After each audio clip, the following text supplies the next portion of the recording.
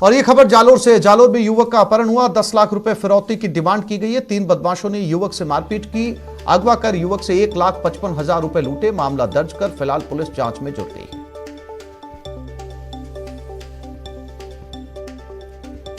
तो ये मसला जालोर का है, जहां पर 3 बदमाशों ने युवक के साथ मारपीट की, अगवा कर लिया, 1,55,000 रुपए लूटे हैं और 10 लाख रुपए फिरौती की मांग की जा रही है।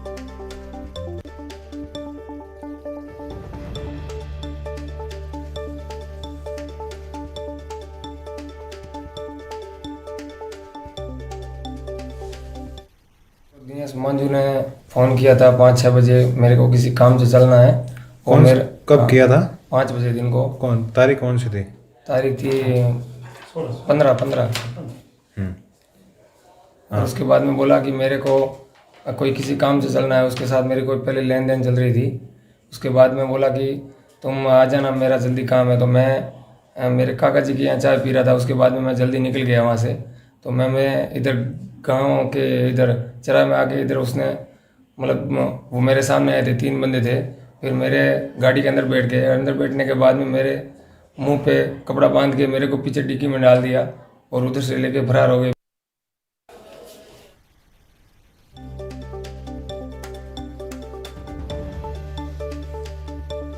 और इसी खबर पर ज्यादा जानकारी के लिए बात करते हैं हमारे जालोर संवाददाता श्याम के साथ।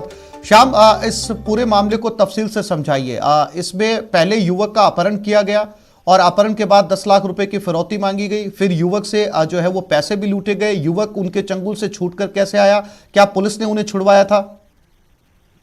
देखिए, ये आसिफ सांचौर के पास सरनाऊ गांव का मामला है। जब सरनाऊ में ये मार्बल व्यवसायी है, उसका गांव था, इस दौरान 3 बदमाश आते हैं और उसे गाड़ी में डाल करके चिरोही के आसपास के एरिया में लेके जाते हैं और वहां पर उसके परिजनों से 10 लाख रुपए की डिमांड करते हैं। लेकिन परिजन जैसे उनको किस तरीके का जवाब नहीं मिलता था। ऐसे में जो पीड़ित था, उसके जो खाते में पैसे थे, उनके गूगल पे, पेटीएम से 1,55,000 रुपए की जो है लूट कर ली जाती है। और उसके बाद डिमांड करने के बाद में भी किसी तरीके का उनको रेस्पॉन्स नहीं मिलता है। ऐसे में वो डर जाते हैं, तो वो आनंद फानंद में उसे चिरोही के जवाल कस्बे के आसपास के गांव में उन्हें फेंक करके वहां से भाग जाते हैं। ऐसे में जो आसपास के लोग हैं वो उनको इतला परिवारजन को देते हैं। वो परिवारजन है उन्हें वापस ला करके सांचौर के एक अस्पताल में भर्ती करवाया गया और वहां पर इलाज चल रहा है। यानी कि जालौर जिले में लगातार क्राइम का ग्राफ बढ़ रहा है, जिसके चलते जिले में एक के बाद एक बड़ी घटनाएं सामने आ रही है। ये जो पूरा मामला है, ये 007 गैंग से जुड़ा हुआ बताया जा रहा है।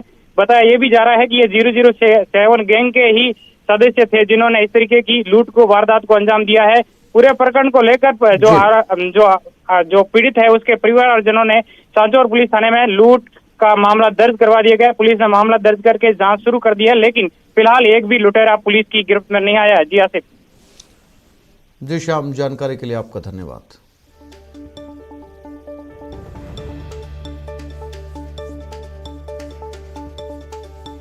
और बीकानेर में किसानों का चक्का जाम आज है। सिंचाई पानी की मांग को लेकर किसान चक्का जाम करेंगे। पिछले 11 दिनों से धरना चल रहा है।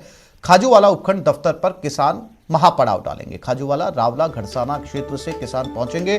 पुलिस प्रशासन अलर्ट है। उपखंड दफ्तर के बाहर बैरिकेड्स लगाए गए।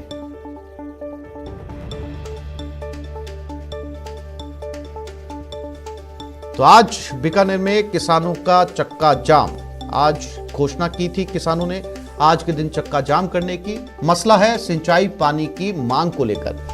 पिछले 11 दिनों से वो धरने पर बैठे हैं। खाजूवाला उपखंड दफ्तर पर किसानों का महापड़ाव जारी है। खाजूवाला, रावला, घड़साना के किसान इसमें शामिल होने जा रहे हैं। हालांकि इस प्रदर्शन को लेकर पुलिस प्रशासन पहले से अलर्ट है।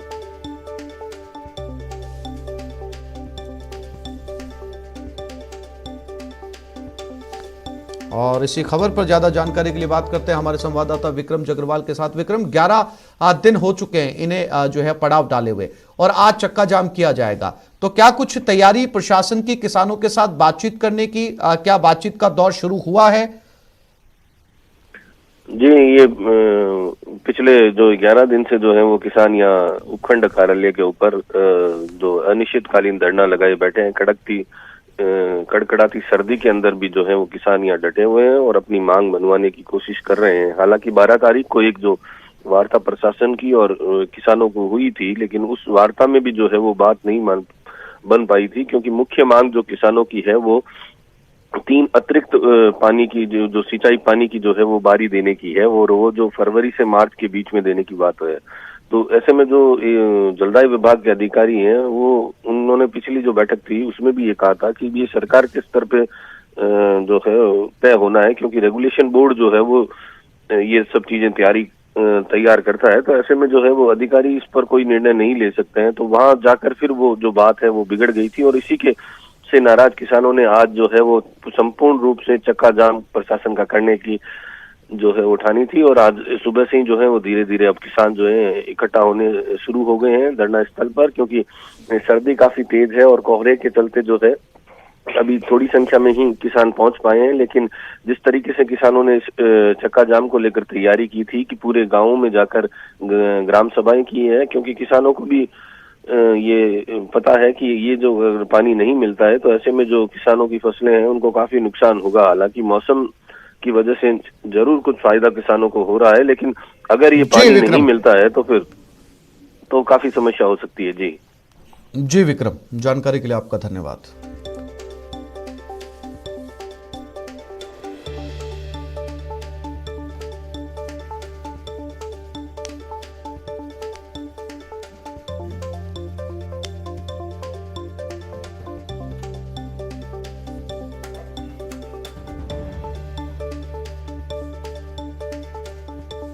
और भीलवाड़ा में एसीबी की कार्रवाई सामने आई। भीलवाड़ा शहर के कमला विहार में कार्रवाई की गई। तहसीलदार के घर एसीबी ने दबिश दी। जयपुर एसीबी की टीम ने यह कार्रवाई की है। तो इस बार एसीबी के तहसीलदार के घर पहुंची भीलवाड़ा शहर के कमला विहार में यह कार्रवाई की जा रही है। तहसीलदार के घर पर दबिश दी गई है। जयपुर एसीबी की टीम ने यह कार्रवाई शुरू की है। बताया जा रहा है कमला विहार के घर में यह दबिश दी गई है। और मनीष भीलवाड़ा संवाददाता हमारे साथ जुड़ गए, उनके साथ बात करते हैं। मनीष, ये तहसीलदार पर जो कार्रवाई इस समय की जा रही है उनके अपने आवास के ऊपर, क्या कुछ एसीबी के हाथ लगा है? क्या कुछ जानकारी इस तहसीलदार के बारे में? जी बताना चाहूंगा, जयपुर एसीबी की टीम की ओर से ये कार्रवाई को अंजाम दिया जा रहा है। इस वक्त कमला विहार नगर में इस कार्रवाई को अंजाम दिया जा रहा है। तहसीलदार के घर पर दबिश दी गई थी जयपुर एसीबी टीम के जरिए, और हमने जब यहाँ लोकल स्थानीय जो एसीबी अधिकारी उनसे बात करनी चाहिए तो फिलहाल वो उनकी तरफ से कोई जानकारी नहीं दी जा रही है, लेकिन ये साफ कर दिया गया उनकी ओर से कि हाँ कार्रवाई हुई है और कार्रवाई अभी फिलहाल जारी है और जयपुर एसीबी की ओर से कार्रवाई की जा रही है। अब फिलहाल देखने वाली बात होगी कि क्या कुछ तहसीलदार के घर से यहाँ से कुछ बरामदगी होती है और कौन तहसीलदार ये हैं जिस पर कार्रवाई की गई है। अभी तक हालांकि ये नाम भी सामने नहीं आ पाया है, लेकिन जो कार्रवाई की जा रही है वो निश्चित तौर पर सामने आएगा कि आखिर में किस मामले में और कितनी क्या घूस मांगी गई थी तहसीलदार के जरिए, किस कार्य के एवज में घूस मांगी गई थी। ये सब अब अभी थोड़ी देर में सामने हो जाएगा। जी मनीष, कितनी देर हो चुकी है एसीबी को तहसीलदार के आवास पर पहुंचे हुए इस समय?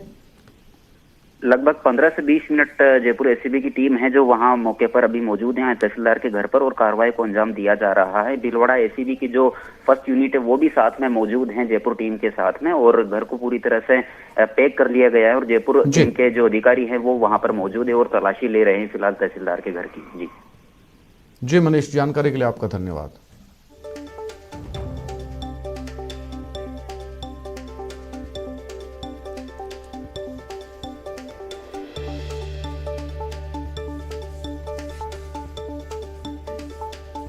एक और छोटे से ब्रेक के लिए रुक रहे हैं, जल्द लौटेंगे।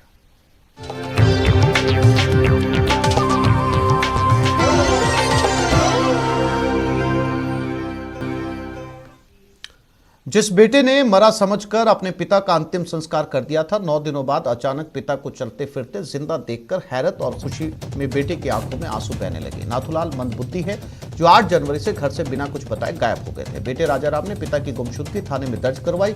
उसी दिन सदर थाना क्षेत्र में एक अज्ञात व्यक्ति का शव मिला था। राजाराम ने शव की पहचान अपने पिता के रूप में की और विधि विधान से उनका अंतिम संस्कार कर दिया। मौत के 90 दिन की रस्म भी पूरी कर ली गई।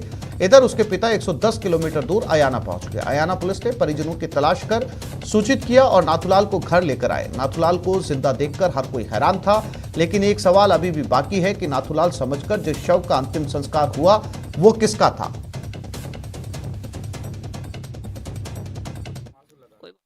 लेकिन आज इसका पिता और पुत्र दोनों यहाँ उपस्थित है, तो ये बेटा बता रहा है कि ये मेरे पिताजी है, जिंदे है। वहाँ शिनाख्त करने में मेरे से कोई गलती हो गई थी। ये मेरे पिताजी जिंदा है, जो आपने इनको हमें मिला दिया और धन्यवाद अर्पित कर रहे हैं। तो इनको मैंने यहाँ पर रपट डाल करके सबूत कर रहा हूँ इनको। तुम्हारे पिताजी है? इनका क्या बूंदी थाने में क्या मामला हो गया, करा देता फिर तुमने? ये भैया इनकी जिस किसी से लगे वहाँ पे मिला था हमको। फिर क्या तुमने बता देता कि मेरे पिताजी है? हाँ, कानूनी कार्रवाई हुई थी? हाँ, कानूनी कार्रवाई हुई। ये तो लेकिन ये अच्छी तरह देख लो, तुम्हारे पिताजी है? हाँ, मेरे पिताजी। तुम्हारे पिताजी है? तो ये तुम्हें सबूत कर रहे हैं इनको। मुंबई की एक दुकान से 18 किलो से ज्यादा सोने के जेवर चोरी हो गए। आरोप लगा है कि सिरोही के रामपुरा गांव से एक युवक पर आरोपी युवक मुंबई में ज्वेलरी की दुकान पर काम करता था। पीड़ित व्यापारी ने मुंबई पुलिस से शिकायत की, जिस पर सिरोही के अनादर थाने की पुलिस भी एक्शन में आ गई। पुलिस ने आरोपी युवक को रामपुरा गांव से धर दबोचा। उसकी निशानदेही पर टोल नाके के पास एक होटल के पीछे खेतों से चोरी के जेवर बरामद कर लिए गए। इसके अलावा पुलिस ने ढाबे के पास झाड़ियों से आभूषणों से भरा बैग बरामद किया। पुलिस को शक है कि चोरी की वारदात में और भी लोग शामिल हो सकते हैं। सिरोही में आज बहुत बड़ी एक वारदात को पुलिस ने के आरोपियों को पकड़ने में पुलिस ने अंजाम दिया। मैं बता रहा हूँ, मैं यहाँ पर सिरोही के एक ढाबे पर हूँ। सिंदर टोल के पास में ये एक ढाबा है। यहाँ पर मुंबई से 2 आरोपी जो है यहाँ पर गोल्ड चोरी करके आए थे, जो कम से कम 18 किलो से भी ज़्यादा बताया जा रहा है। मुंबई पुलिस और राजस्थान पुलिस और सिरोही के जो 3 कांस्टेबलों ने इस पूरी वारदात का खुलासा कर रहे हैं यहाँ पर। और वहीं अगर बताया जा रहा है कि अभी तक जो है 10 किलो गोल्ड पकड़ा गया है और आरोपी भी अभी है, लेकिन पुलिस की अभी भी है, जो मुंबई पुलिस की अभी भी जांच चल रही है। मीडिया के सामने आने से किसी न किसी प्रकार से अभी बताने से स्पष्ट और पुष्टि नहीं कर पा रहे हैं। लेकिन जो अभी मौके पर देखा जाए तो 2 आरोपी जो है पुलिस की हिरासत में आए हैं, जिनसे गहनता से पूछताछ चल रही है। न्यूज़ 18 से प्रतीक सोलंकी, सिरोही, राजस्थान। फिल्म अभिनेता अक्षय कुमार इन दिनों रणथंभौर के दौरे पर हैं। बॉलीवुड के खिलाड़ी कुमार के नाम से मशहूर अक्षय कुमार अपनी पत्नी ट्विंकल खन्ना और बेटी नीतारा के साथ नेशनल पार्क घूमने आए हैं। इस दौरान अक्षय कुमार की मनमांगी मुराद उस समय पूरी हो गई जब उन्होंने इस टाइगर रिजर्व में बेखौफ अंदाज में बाघ को चहलकदमी करते देखा। इस रोमांचकारी पल को अक्षय कुमार ने अपने सोशल मीडिया पर भी शेयर किया और लिखा कि सोने पे सुहागा मांगा था, ये तो उससे भी बढ़कर हो गया। उन्होंने लिखा कि पार्क की खूबसूरती देखकर वो मुग्ध हैं। इसके साथ ही मिशन रणथंभौर पूरा हुआ।